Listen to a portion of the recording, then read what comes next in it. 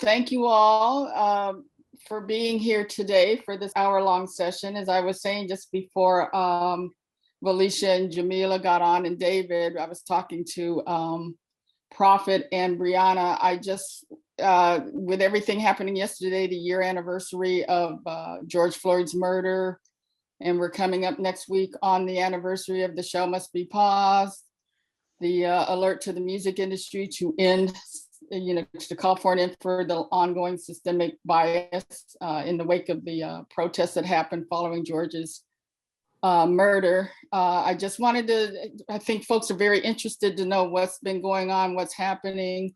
I think some people have been confused that is there change, is there not change? So I thought, let me bring some of the folks who have been on the front lines with this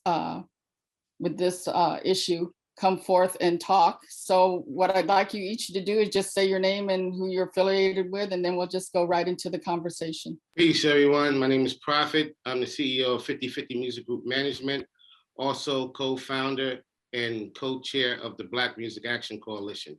Hi, everyone. My name is Brianna Adjaman. I am one of the co-founders of The Show Must Be Paused. Hi, I'm Jamila Thomas. I am also the co-founder of The Show Must Be Paused. Hi, everyone. I'm Valisha Butterfield-Jones, Chief Diversity, Equity, and Inclusion Officer at the Recording Academy. Good to be here. I'm David Linton. I'm Program Director of Jazz 91.9 WCLK, and I serve as the Chairman of the Living Legends Foundation, a nonprofit 501c3. Who's been in the fight for over 30 years for social justice and equality for Black executives and people of color in the business. Okay. So first question, I'll start with the two young ladies who founded Brianna and Jamila. The Show Must Be Paused. It brought the industry to a stop on June 2 with a social racial justice awakening. So from you two ladies first, and I'll ask everyone else for their opinion as well after that, where do we stand? Has there been change? Just how would you grade, if you had to grade A, B, C, D, where are we at now in terms of the changes that you hope to see a year since launching The Show Must Be Paused? I would say this, that we are in a space of working, right? And we are in a space of progress. Do I think we're ready for a grade? I would say not just as of yet. I think that we're ready for that, that parent-teacher conference where you sit down and talk about, this is where we started. This is how it's going. We're in the how it's going phase. I think that there's still work to be done, but I think that everyone is sat down now at the table, and we've really gotten to a place where we were able to take a break and kind of assess what is really going on, just not in the business, but also just the role that we play with social responsibility and using the platforms that we have to bring notice to certain situations going on that I think in show business, you roll over them and you just keep entertaining, but we're human. And it was time to tap into the human decency part that needed to acknowledge what was going on in the world. So I think we're at a place of, how it's going and making sure that we don't lose sight of what we need to do so we can actually graduate to the next class. So I wouldn't say we're ready for a grade yet, but I will say that we are in a space where work has started, and now it's time to make sure that we lock arms so we can really make sure we're heading in the right direction and we know where we're going. Yeah, just to emphasize what Jamila said, I think we're in the stage of assessment still, right? All of the companies and organizations and communities pretty much, I think we're taking the time and have been assessing where we are, right? Let's get under the hood, let's get down the nitty gritty and see where the problems and where the holes are. So I think that, we are in the stage of, okay, we had a year to assess, now it's time for action. So just wanted to emphasize what Jamila said. I got two thoughts on that question. Okay. First, what progress has been made? The conversations that we are having today about race in the music business are conversations that at least I haven't had in my experience over the past 20 years. The rooms in which we are having those conversations. And for the first time, I actually see light at the end of the tunnel for real change to take place. Has the companies themselves, I think Jamila was brilliant in that analysis of we are at that stage of having that parent-teacher conference. And because for sure, There's tremendous work to be done, but there was no false expectations on our part that this would end in 12 months or that we would be able to bring a cure to this inside of 12 months. But there has been a tremendous amount of effort put forth by people who didn't have to put forth this effort. So I will not diminish or reduce the work that myself and many has on this call have done, but tremendous work has to be done if we're really talking about ending systemic racism. Okay, Felicia. I would agree. And I first just want to thank Jamila and Brianna. I've said this to you privately, but I want to make sure that I say it publicly to everyone watching, that it is because of you both that we came to a screeching halt for good, right? To drive meaningful change. And so I first want to salute you. And I'm with Prophet, right? I think that, you know, we are in the business now of driving systemic change. And to do that type of transformative work, it takes time. But I know without a doubt that over the last year, we have been working really hard. To Brianna's point around assessment, I think so many of us are working for legacy organizations, companies that have been around for decades. And so I know a big priority for all of us has been that assessment, establishing a baseline, really understanding where are the opportunities and gaps for our community. I think we've done some good work there. We now better understand what those challenges are, but we're also in a position now to actually solve them, right? We're not outsiders, right? We're insiders in the business that have a seat at the table to actually do the work. And so what I'm most proud of is that we're in position to do this work now from the inside out. We can hold ourselves and each other accountable so that, you know, it's not just a conversation that we're having, but we're moving beyond conversation to action with real plans, with real work, and with real collaboration. And so I'm, again, proud of the progress that has been made, but it's certainly not enough. We have a lot more work to do. And David, you mentioned, you know, you've been in this business probably along with me, as you said, 30 years. So from your vantage point, you've seen what it's been, what it's gone through, and where we're at now. So what is your take on that same question? Well, you know, first of all, I too would like to commend Jamila and Brianna for taking a stand. I think, you know, and because the change has to happen from the inside out. And it's the people who are inside who can really affect the change and have to vocalize the frustrations. Just as my generation, and I represent the second generation of sort of Black executives, that first executive who knocked down doors and created opportunities for people like myself and you all to be in those positions. And it was the same thing. There was a movement, and then there became this period of, I think, not complacency, but I guess that area of enjoying the fruits of the labor. And we created a $1 billion industry inside a $1 billion industry. And then one day somebody woke up and said, whoa, how did that happen? Because that was not the original plan. It was supposed to do some window dressing. But we took the window dressing a little further than was anticipated. And we created change. And then there was in my opinion, a real concerted effort to kind of pull it back in. And then a new group of executives came in. And unfortunately, I'll take an L for my generation a little bit for not being able to bridge that gap. And so now to have this new activism, we want to stand to be there to help usher and mentor you guys in, because times have changed, but the game hasn't. let's I'm going to be very honest about that. The game really hasn't changed. But what has changed now is that there's a new level of conversations, and you guys and ladies have created that conversation piece, and we're excited about what's happening. So I'm like Jamila, I don't think there is a time to rejoice, but now that there is dialogue, it's time to do some periodic gut checks. These are like pop quizzes to see where we are along this road. And I'll stop there because I'm a talker, but again, I'm a promotion man. I used to be a promotion man. I was the senior vice president of Black music, so I can talk. I'm trying to get my records on. But again, it really is. That's where we are, and I thank you, Gail, and Billboard for having this platform for us to kind of check in and see where we are and see how we can go where we need to be. Okay. Felicia, you mentioned in your, you talked about we're able to now identify the gaps and opportunities. Can you give some examples? And then after Felicia answers, anybody else who wants to weigh in? Because I think people want to know what those gaps and opportunities might be. Maybe you can also share examples of steps towards change that have happened over the last 12 months.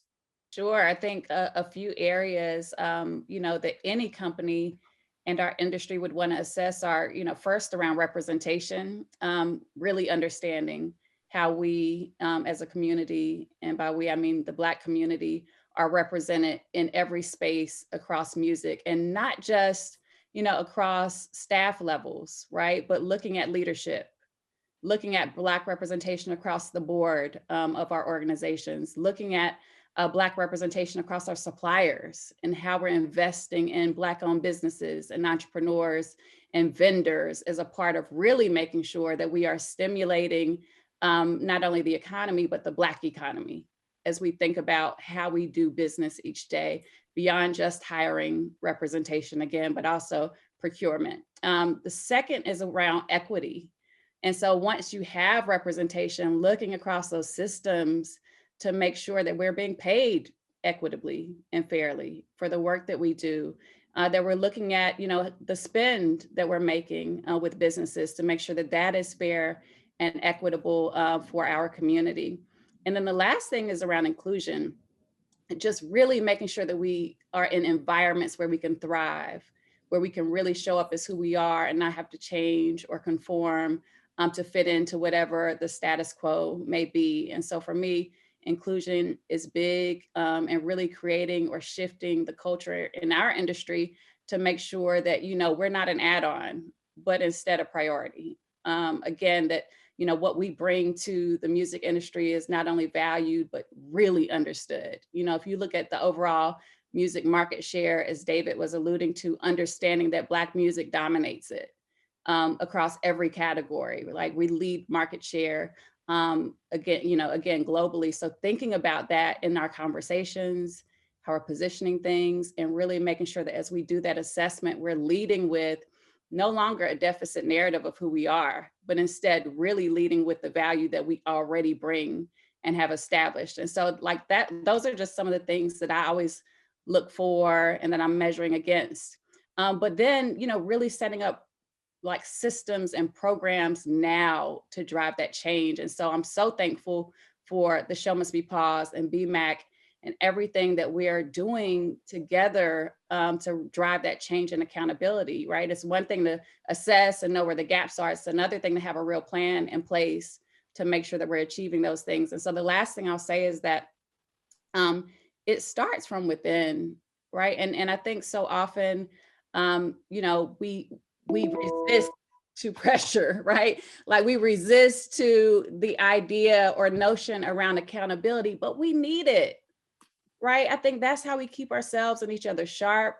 That's how we hold ourselves and each other accountable. And so I think it's time for us, in my humble opinion, to embrace the pressure, because it's only going to propel us forward and to really get these things done, as David so beautifully put, from the inside out. Okay, anyone else want to weigh in on that question in terms of examples they're seeing of steps that are heading in the direction of sustainable change? Other examples or opportunities that you see, gaps that need to be addressed in the coming year? So I think in regards to that, in addition to all of the amazing things that Alicia mentioned, I think also just taking a look at some of the things that have been in place for so long when it comes to partners and vendors and things like that, and communities that organizations and corporations continue to work with and have worked with, right? Just because there have been long-lasting relationships there. I think the past year has opened up the opportunity for companies and organizations, and on a smaller scale, on a larger scale, to take a look at that, right? Reevaluate how and who they have been working with, and where there is room for new opportunity and new companies and people doing new things and reaching new people, and really taking a look at those things, because oftentimes it was just they were doing things because that's just how things have been done. Right. And there wasn't a real reason behind it. But as we took a look at the landscape of the world and music and how things have changed, there were a lot of new companies and new people and, innovations that have been led by different people and people of color that have been, the opportunity has now been afforded to them, right? Because now we're looking at everything with a new lens. We're looking at how we speak with the new lens as well. Some of the little statements and just like sayings and things that we have been accustomed to. When we take a peek behind the hood, it's some of it is rooted in systemic racism, honestly, right? So really taking a look at all of those things and really reevaluating everything that have become just so commonplace, and taking a deeper look at where it all started from, so that we can take a look at how to change it and really pushing for that change. So I would say that has been something that I've noticed, just in the organizations that we work with, has begun to change over the past year. I do think that there is a lot more work to be done there, but I think that the fact that it is just even at the forefront of the conversation and being noticed as a thing that needs to change is the beginning step of progress. Great. If I can add to what Felicia and Brianna pointed out beautifully, also the way this industry, music industry in particularly, deal with the Black artists and the Black artist community. Historically, I think we have had this opportunity to assess that this year. So we look at some of the places in which those gaps are. That's one of the major places for us as an organization. Even legacy contracts, the way, the first African-American first recording artist, ex-slave George Johnson, helps you understand the relationship between the record company and the Black artist from the inception. And there hasn't been much to change that from the foundation. And so this gives us the opportunity to start digging that up. Brianna spoke about, going to the inception of and going to the root of the issue. One of the things that we're doing is a deep dive into the true relationship between this music industry and Black executives and Black artists, so that we have the data to put together a real plan of change, not coming from an emotional standpoint, but from something that's actual, factual, and proven, that we all can look at the same way we did for those over 9 minutes as we watched George Floyd get murdered. This sort of irrefutable evidence of racism. So that this allowed that to be part of the conversation as well. Well, it's really just, again, it's really encouraging to hear this, because what it comes down to in this whole assessment, and I love the way Felicia laid out those 5 points, because that covers the whole gamut. If you really want to get down to the crux of it, representation, recruitment, equity, spend. And that was the beauty of when we had those Black music industry. And I'm talking in the past so we can go to the future. Mm-hmm. And that's what that movement was all about then. It was about us having the power of the pen. Because with the power of the pen, you can sign contracts, you can employ people, you can spend dollars, you can create that ecosystem where that money and that opportunity for businesses, and that's the key. And so I think as we look at this, I think things that we need to look at is like how the representation, there were Black music divisions were great because they did give us power, they gave us control. But we also needed to have some of those same Black executives elevate and be able to run the whole company. And we don't have, how many Ed Ecksteins out there? How many, you guys know who Ed Eckstein was? Ed Eckstein was the first Black man to be a president of a major record company, Mercury Records, son of Billy Eckstein. And that happened in my time because he was one of my mentors. and I became, as I rose up. And so that's where the other part of that is, being able to step outside of that box, like you said, Alicia, be in your comfort zone, be comfortable where you are, but know that you're represented across the table. So the power of the pen is where we really need to eventually go. Because as Prophet said, dealing with our artists, because your artists are your strength. If your artists support you, you have strength. The moment you lose your artists, because at the end of the day, they create the content. Right. And so again, I think this is it's really great that you're having these dialogues and we're having these dialogues. And again, Felicia just laid out the outline perfectly. Yeah. Yeah, so I want to ask, when, especially Jamila, Brianna, when this first happened, the show must be paused and we get past June 2 and you start having meetings, BMC comes on board and launches by what, it was around Juneteenth, Prophet, I think, that you guys launched. But what about, for transparency's sake, what was the climate when you first started having meetings with some of the gatekeepers at the labels and other music affiliated companies? I mean, was the door open? Was it, because I hear from a lot of people that they feel that a lot of things over the past year have been performative rather than actionable.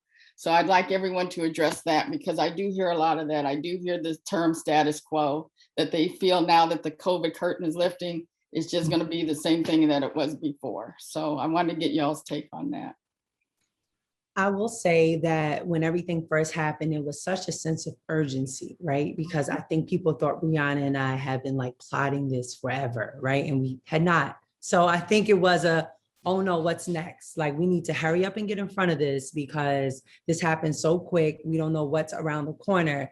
But the reality was, when we started having internal conversations and just meeting with different companies and partners, it definitely felt a sense of, how do we fix it? And they wanted Rihanna and I to have this blueprint where we would just be like, okay, so slide 1, is what you do on Monday, slide 2. And we're like, no. How you fix it is you're going to do the work, right? You're going to get with your staff and your employees and your past interns and your clients and artists and partners. And you're going to, as painful as it will be, you're going to hear them out. Right. And you're going to hear exactly how they feel and what's going on, and provide resources and room, right, for us to come up with solutions together. We're really big, Rihanna and I, are being solution based with the show must be paused, right? It's not about just pointing out what everybody is not doing and how unfair everything is. It's really about, how do we fix it? Here's what we recommend. This is what, this is based on members. This is what they're going through. But the idea is it's about long lasting change. And I think that when the initial industry shutdown first happened, I think that people thought that it shut down so that way we can introduce this huge plan we had. And it wasn't. It was because people literally needed a break and they needed a second. And the same way we pushed the artists to go nonstop, I think we were being pushed in that same climate, and somebody had to slam on the brakes because we were just going too fast and not acknowledging that the world was on fire, literally, like outside our doors. And it was important that we took a second to acknowledge that. So I will say the initial climate was urgent, and it was like, tell us how to fix it. And we had to be like, no, we're going to help you fix it. We're not going to give you the menu so you can order a la carte. Someone actually told me that, I won't name them, but one of the people that I look up to, definitely a legend in the business, called me and was like, make sure that you do not provide the menu, because then people will choose a la carte and they will pick and choose what they want to fix and not acknowledge the entire situation. So I kept that in mind, and it was important why we gave 90 days before the demands, because we wanted people to sit for a second. We had to gather ourselves and talk to members and build a community. And we were like, we're not going to turn around and do, like Prophet said, anything off of emotion. It was important to just be calm, collective, be intelligent about it, and really be strategic, and really make sure that we were speaking off of facts, real life experiences, and what we currently knew was going on, not off of just who had a bad day, and just felt like blowing the company up because they're so mad. At the day they had, it was important. I just came from a very factual place. So I will say the immediate reaction was urgent. And then I think people started to realize, oh no, we're here for a long time. So y'all can rush all you want. We're going to be here the next year, the year after that, and the year after that. And we're watching, so I think that people had to digest that at first. I think they thought it was a moment, and we had to show them it's a movement. I would echo that. You know, when I first was on Instagram and began seeing the record labels post that they stand in solidarity with their Black employees, I don't know, like it just rubbed me the wrong way, in like in a major way. You know, I seen the first one and the second one, and I hit a friend of mine in the business. I hit Sean Holiday and said to him, you know, did everyone have the same publicist? Like, what is going on right now? You know, like, you know, I come from the activist world. I've been an activist since 13. The music business, I got into it to help artists use their platform to impact change. So I took it very serious. You know, what are we doing here? And then when I seen more coming out with the show must be paused and Blackout Tuesday, I said, wow, this is brilliant. And then when I seen the two women behind it, I said, wow, you know, once again, Black women made the entire world stop and take accountability for themselves in a way that, at least in my generation, we had. And so it forced people, because the next day we on a call during Blackout Tuesday, I'm on a Zoom call with about 10, 15 managers across the aisle, across genres, across races, trying to figure out what can the artists do to really not just be used for, you know, posting, and how to really use this moment to impact change. And I realized during that Zoom call that, wow, you know, these young ladies have created this urgency around this issue to the point where white people no longer can sit comfortable and just feel like it's okay to say, I'm not racist. This was the first time they had to actually get out here and pick a side and fight and do something about it. And so for the past year, we worked arm in arm with white, Jewish, Italian managers, artists, everyone from Billie Eilish, you know, to Snoop, because these two young women said to the music industry that, no, not here. You're not going to play that game here, right? In music, this system, this game, this industry is a reflection of society. And if we can get it right here, and we can use this as the model here, then society will follow, because the artist community has the influence. So we get it right here. We actually, for the first time, have an opportunity for this country to live up to its promise. So yes, the urgency was there, but let's not be mistaken. Yes, people are definitely cooling off, without question. There was a time when folks did not want to be on the wrong side of history. So the pledges were made. The setting up the task force were done. All of the things to ensure that when history reads back, you know, we're not the company that didn't, in our silence, kind of somehow was a affirmation that this was right, that what was going on in society. So, but to Jamila's point, like most movements and all movements that actually brought about change, it takes the people to continue the fight, to stay in it, to not get tired, to not get dismayed, not get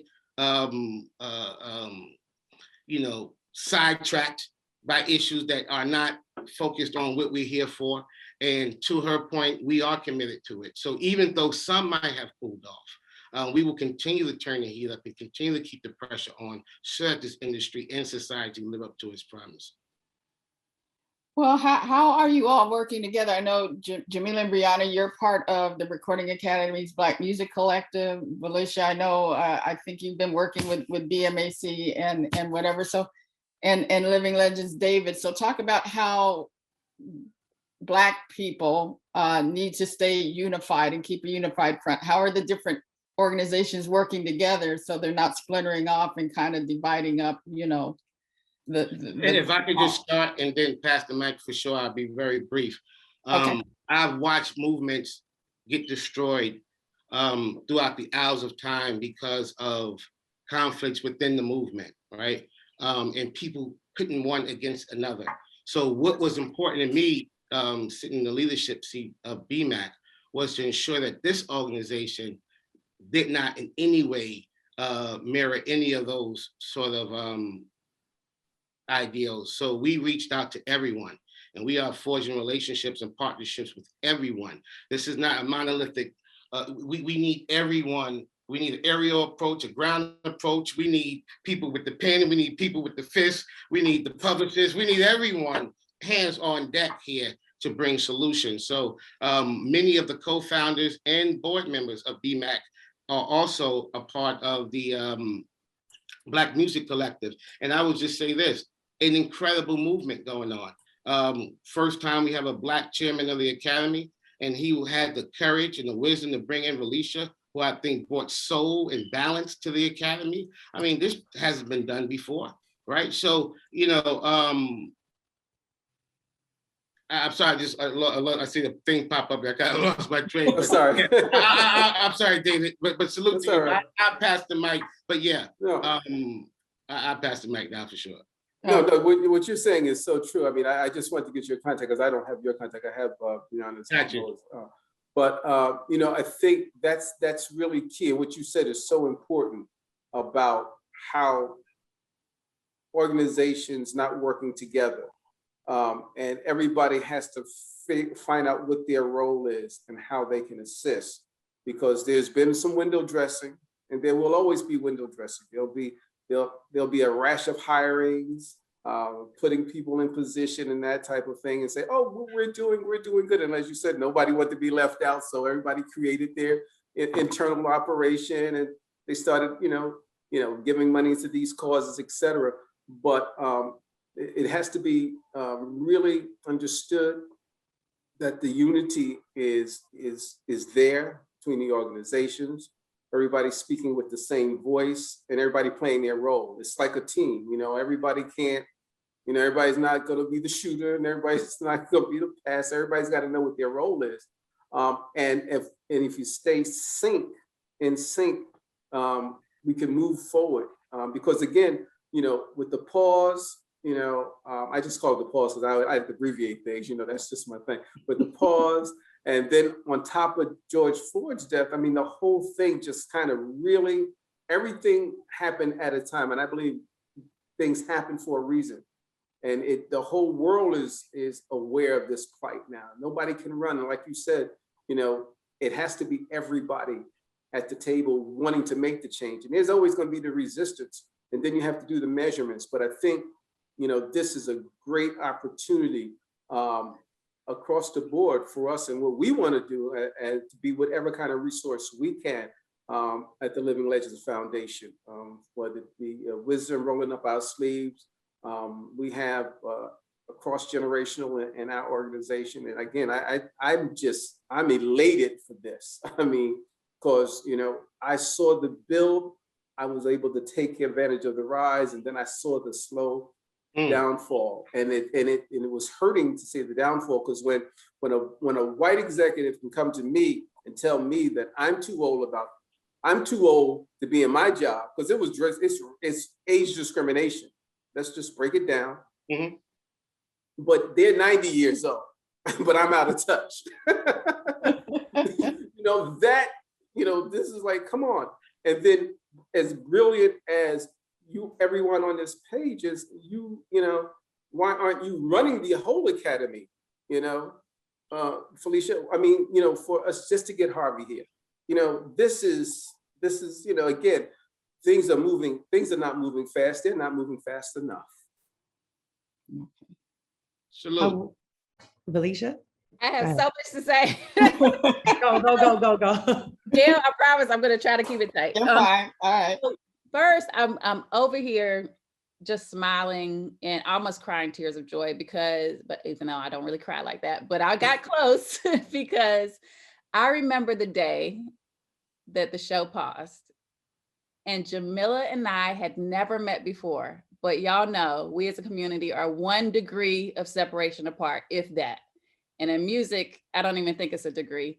And I remember reaching out to everyone I knew, like, do you have a phone number for Jamila Thomas? You remember? And I blew your phone up because I wanted you to know that, one, as your sister, I got you. Because I know the courage and the bravery it takes to make a stand, again, as David said, from the inside out of an industry that we love so much. The second is because I wanted Jamila and Brianna to know that what we're about to say from the Recording Academy is not performative. When we make a statement, just know there's going to be rigorous action put behind this, and you can count on that for the long term. And then the third is around like collaboration, just so that they would know that they're not alone. And so a few things that I want to say, we've got to hire the right people into these roles. It's so important. And I'll say this, tone starts at the top.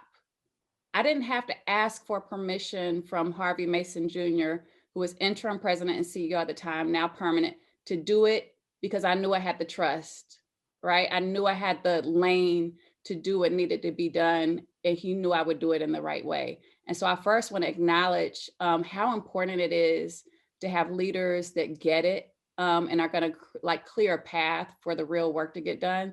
So shout out to Harvey for that, because he really empowered me to do the right thing. And I'll forever be so thankful and grateful for that trust. The second is BMC, as Prophet mentioned. Prophet, Brianna, and Jamila are all a part of BMC. Benta Brown is a part of BMC. And David, I look forward to working more closely with you. And I mean that. I think there's so much opportunity for us to really work together. This movement has to be intergenerational. We can't do it without you.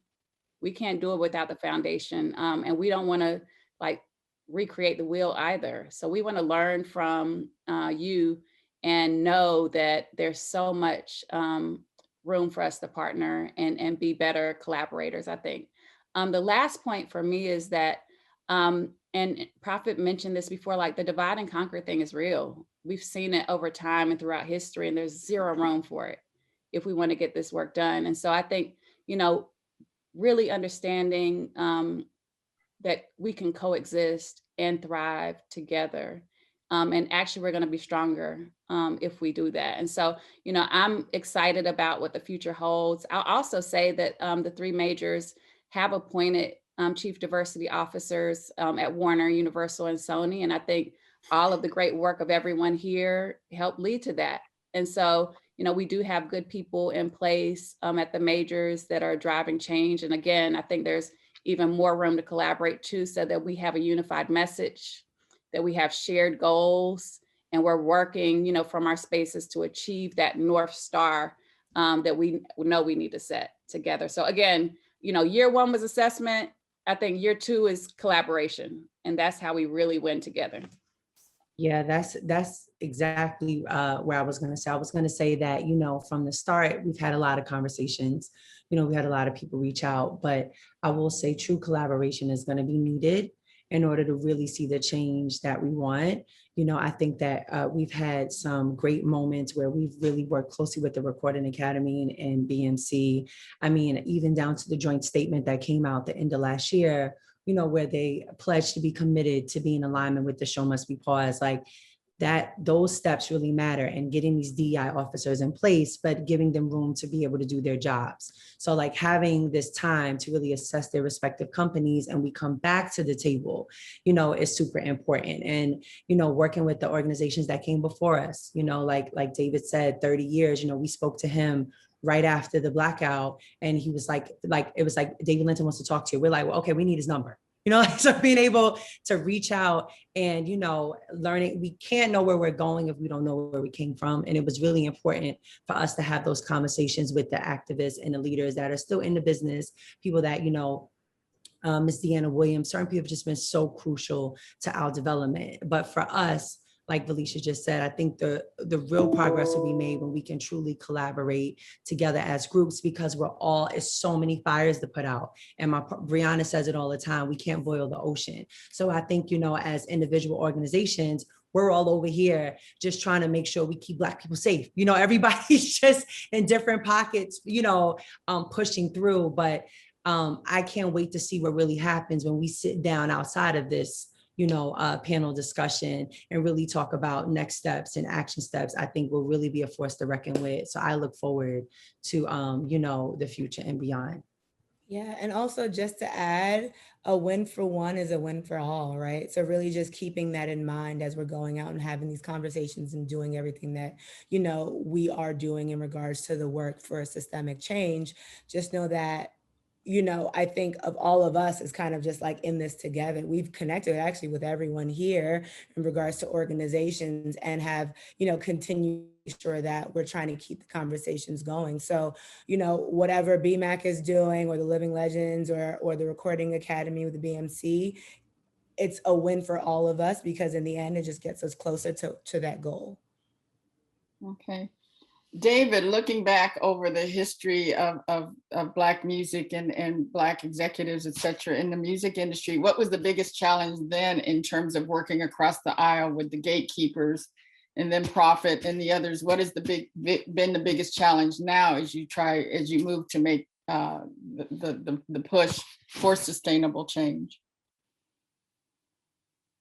I think the biggest challenge, one was dealing with the change, okay? That was the first thing, because nobody wants to give up power. I mean, at the end of the day, let's reverse it. If we were in control, how easy would we want to give up power? So it's a humanistic thing, you know? And so as I saw things develop, I mean, I got into the music business. I mean, y'all are probably not born, but I got into the music business immediately out of college. I went to an HBCU, got to throw that in there. And I started in radio as a program director. Then when I transitioned to the music industry, and I transitioned to the music industry because of people like, you know, Ernie Singleton and Ray Harris, who were then in charge of Black music at Warner Brothers, you know, at that time. And when they hired me, they were able to hire me. Then they were able to sign artists. Everything was contained, you know? And as I came up the ranks, and I moved pretty fast, Gail saw me rise. Some people said I rose fast, but I rose fast because I knew business. Because this is still a business. We thought it was everybody's about the music. I have an ear for music, love music, but at the end of the day, I always focused on the business. And by focusing on the business, I saw, as I would move up or even move around, the resistance to give up the power. And that's what it came down to, you know. Then it came, you know, there was a time when I was the vice president at Arista Records, when LaFace and Puffy was on the road. We were part of that movement. And I remember, you know, I got to give it, and I always give props to Clive Davis. I have to give it to him, because Clive was about the music and he was about winning. And he knew Black music was, because he was the one who started the Harvard Report at Columbia. He's the one who started the foundation so there could become Black executives on a major level. So I always want to give him his props in that respect. But being at Arista with all of, you know, we had all the music coming from Bad Boy, LaFace, and coming out of Atlanta, and wherever it was coming from, I saw white executives saying, you know, they felt like we shouldn't be in the driver's seat, because we were in the driver's seat because we was making the money, just like Black music is making the money now. And see, I grew up in New York City, so I know a little Yiddish. And I heard them saying things in Yiddish and they didn't think I knew what they were saying, you know? And so that is the biggest thing that I saw, is people really resistant to the change, you know? Not discounting the fact if the company made money, we all got bonuses. it was more about them being in control versus somebody else being in control. And so as, you know, so I saw, that's the biggest thing that I saw. And I will still see this even because we sat down with the head of Republic. We called Monty them when they said they were gonna stop calling it urban. You know, I fired out this letter just to them. I didn't think it was gonna go around the world, but I'm like, what is this about? You know, because it's not about titles. You know, we get caught up in titles, but it's about empowerment. You know, I don't care if my title has been urban, it's been R&B, I've had a lot of titles, but what I always negotiated was power, to chart my destiny so I can empower people. And every time I came into a label, and when I reported to the president, and some of my colleagues didn't understand, how is he reporting to the president and not to the head of pop promotion or the head of this promotion? No, it's about, no, I'm going to control, I need to have that. And so that's what I saw, Gail, as the biggest challenge. It's not about anything up, but nobody wants to give up that control. And then the other thing is parity. There's good people and bad people in all hues, but systemic racism is rooted in the concept that I'm better than everybody else. And so when you get parity, that hurts. That's not supposed to happen, And so again, I will shut up because again, I can talk about promotion person Right. at heart, but that's the biggest thing. And so it's always about giving up the power and power sharing, obviously I didn't want nobody else's cake. I just wanted my slice, and I can't help it if my slice was a little larger, but that was my slice. And that's what I wanted. Okay, Prophet, is that what you've been seeing? And ladies, it's the same through line? I would first start with this. When we first established the organization, BMAC, all three of the major labels chairmen reached out, for meetings. And we strategically decided to meet with the task force in each of those companies first, because we wanted to first hear what they were doing and make sure that our strategies were aligned. And we wanted to make sure that we then can support them from the outside by using the artists' voices. So before we went into the chairman, we wanted to make sure that we stood toe to toe with the task force in each of those organizations. And then secondly, this report that we're speaking about that we're developing, not the report card that we will be releasing soon, but the in-depth, deep dive report that we're doing into the music industry, similar to the report that David's talking about, that Clive led.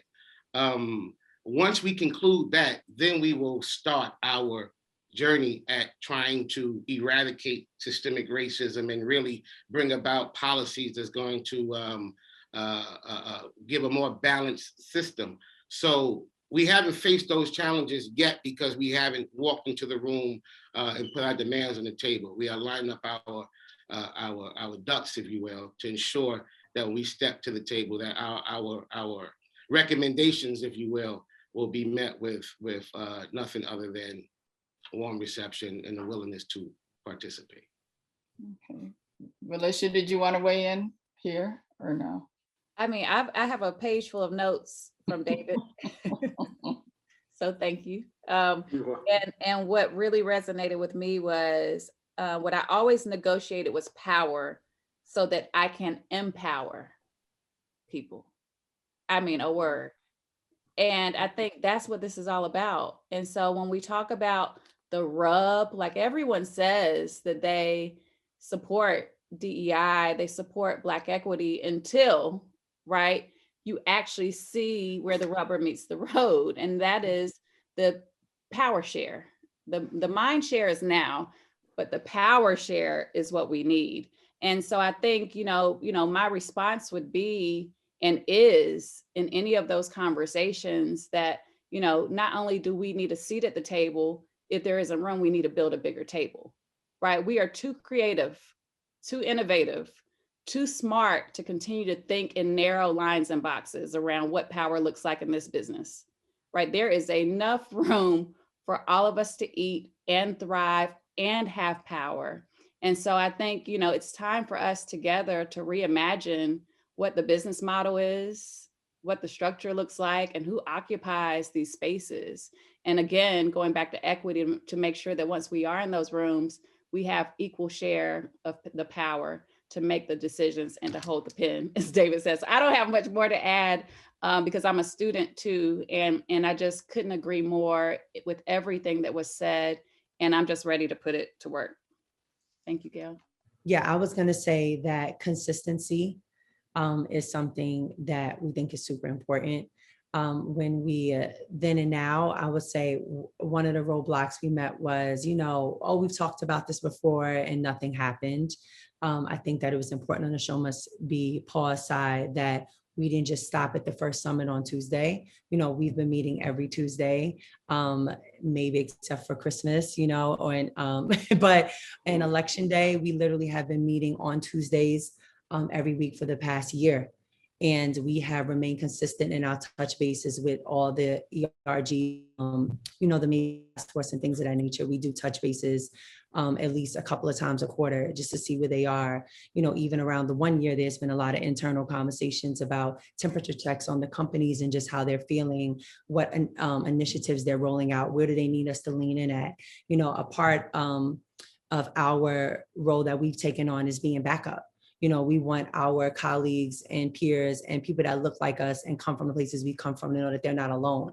And that's why we always use the word community whenever we talk about the Show Must Be Paused and our members, because it's community based. And it's important that while you come to this meeting on Tuesday, you don't go to work on Wednesday and feel alone. That after the blackout happened and you pause for the day, that you didn't go back on Wednesday and feel alone. So it's important that we stay very close to our members and their respective companies and be able to lean in. If that is getting extra hours off so you can go volunteer or go participate in a protest or do something on election day that you weren't getting penalized for, you were getting paid for it, right? It didn't have to cut into your pocket because you wanted to be active in a social responsibility space. Things of that nature, making sure they know that we're here and we have backup. I think I'm from the Bronx, and a part of me never has a problem taking off these hoops and jumping in, and making sure that they know that I have their back. And I think that's something I brought into this new space of, I like to call ourselves catalysts for change. We're new to that space and we are just big on seeing change happen. And, at any given moment, we're your sisters who have your back. And I think we've been consistent in that, and that will forever be where we stand on it, that, everyone in this fight is not alone, and we're big on collaboration, and we're here for the long haul for sure. Okay. Jamila, Brianna, did you want to add something or? Yeah, just Okay. before, I know we're coming up on the end of time, but I think community definitely is key, right? When the initial pause happened, it didn't happen because it was a long campaign that we roll out that we worked on, right? No, we knew that we had people that we could tap into to share our frustration of being tired, right? And those same people are the ones that we also have to continue to check in with to make sure we're checking in to see how they're feeling, right? How have things changed in their companies and their day-to-day jobs? How are they feeling? Just making sure that we're in tune with the community and the people, because I think sometimes the people who have the loudest voices aren't always the ones who are dealing with all of the experiences, right? So making sure that we are talking to the people at all levels to know, hey, what's going on with you? What's happening? Do you need someone to just vent to or talk to? And how can we help, right? And just making sure that not only are we there to try to figure out systemic change, but also personal change for one-to-one for some of these people in their companies. And how can we help provide them with opportunities? Do we know of something somewhere else that they can be tapped into or dialed into, or is there a new opportunity for them elsewhere? And how can we help? Because I do think that, I believe Prophet said we have to start from all levels, right? While it is a top-down change, there also can be a bottom-up change, and we can also attack that at all times from both sides. Okay.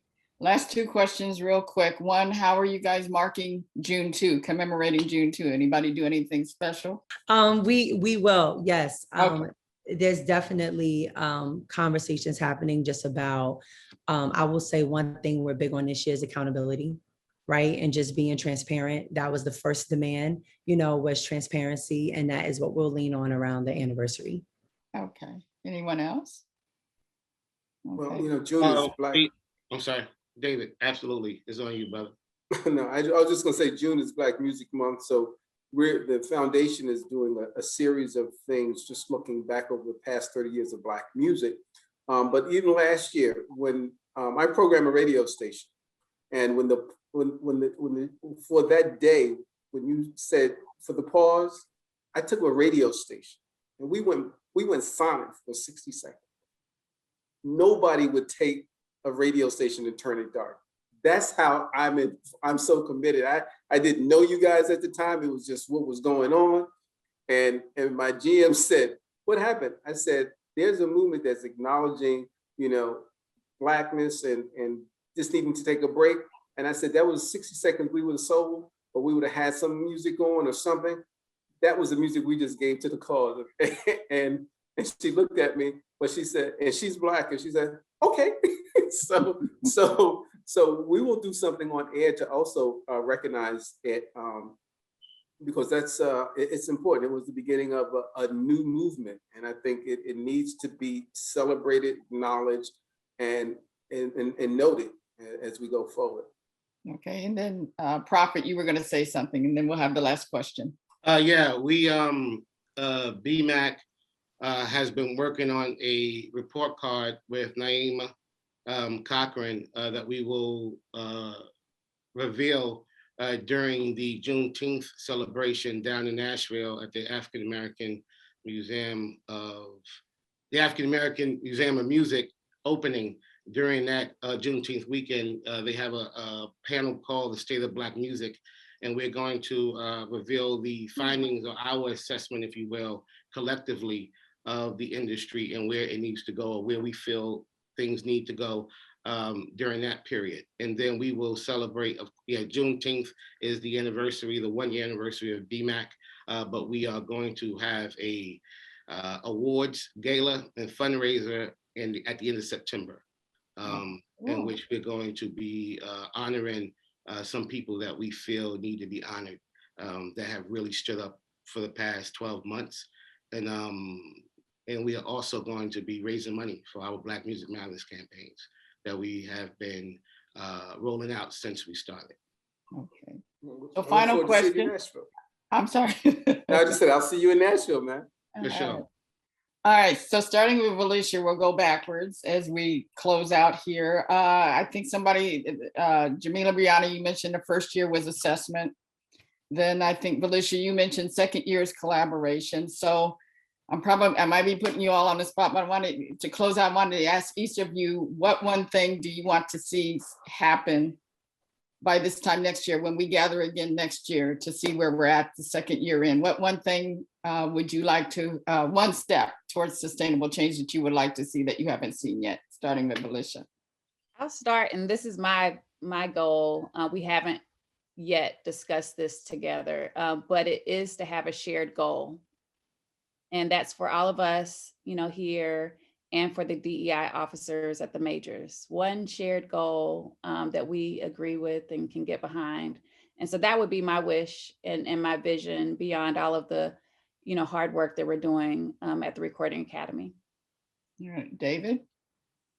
Well, again, I'd like to, I think the one thing that I'd like to see is, progress. And that's, I'm taking the political way out. No, I'd like to see progress, and whether it be from an executive standpoint, more artist involvement, there needs to be something that's measurable. All I want to see is progress that's measurable. See, from the outside, I'm in the business, but I'm outside the business because I'm not in the labels anymore. I'm associated. So we're gonna, but I think those of you, as Felicia said, if there's one shared goal and you guys come together with, or we come together, let's see how it's measured. Like this, I think the report card. The report card is going to be for this year.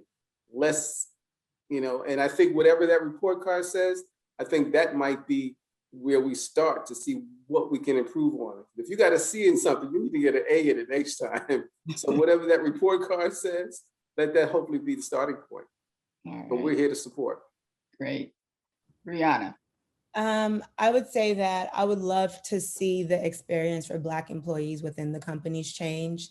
I think, in the past year, a lot of it has been the rush to figure out who to donate to, how to do things outside, what are the programs we can do for the community. But I also think that there has to be some change within the companies for Black employees to feel comfortable having conversations, so they don't feel like there needs to be another pause because no one understands what's happening in the world, affects them, in the job as well. So I think that's what I would like to see in the next year. Jamila? I would like to see us, Black and Brown people, in these seats in music, not just Black music. So I would love to see more publicists in the space pop, more A&Rs in the space of country, more chairmans, at the head of the labels, not just the urban divisions or Black music or things of that nature. I think we have the same skill set and experience to run these companies the way anybody else does. I would like for us to eliminate the box. You know, I knew I was Black when I took my job, right? It doesn't have to be in my job title, you know? So I think I would love for it to be a space where we are able to have a piece of the pie in spaces outside of just Black music. Because I think that our culture is so big, and I think that we are able to lead the conversation and set trends, not just in this space. So a year from now, I would love to see the head of pop radio be Laquita such and such. You know, like I just would like to see there be some progress in that space and not box us in, you know, Right. because of our culture. Okay. Yeah. And Prophet. Wow, 12 months from now, well, from a society standpoint, I would like to see the George Floyd Policing Act to have gotten passed and implemented. I would have liked to see no Black men and women killed by police over the past 12 months. I would like to see us continue this sort of, you know, political awareness that we have as a culture and as an industry today. I would like to see us continue that as we move into midterms. From a music standpoint, I would like to see companies follow the lead of the people that's in place to help bring diversity to those buildings in a very real way. I would like to have seen the pathway cleared for them to actually do their job and actually make this industry live up to the promise. To Alicia's point, you know, resonates with me. You know, we love this music business. You know, this is not something that we hate. This is, you know, we love it. All of us, you know, we know when we first heard music, and you know that moment when you want to play a role in how music came out and what that is. So this is not something that we want to destroy. You know, we love it to the point we wanted to live up to his promise. We wanted to be more reflective of all of us. So I would like to see that happen over the next year. And I would like to see investments made into Black banks. I would like to see record companies put some of these monies. I mean, there's a big IPO happening, I think this year, next year. I would like to see some of that money dumped into Black banks so we can start having a real serious conversation about closing this economic gap in this country. Okay, I love that. All right. Well, with that, we will close out. I could talk to you guys for another hour, but I appreciate everyone joining me here. Prophet, Brianna, Jamila, Valicia, and David. Thank you all so much. And I reserve the time again this time next year to sit down again and we can assess and collaborate and go to year 3 and figure out what that year will be. But thank you all again. I want to say thank you, Gail, for your commitment. Thank you, guys. For your commitment, Gail. Thank you. Thank you. To all of you guys. You're welcome. Bye, Thank you. everyone. All right. Thank you. Bye-bye, everybody. Thank you. Bye.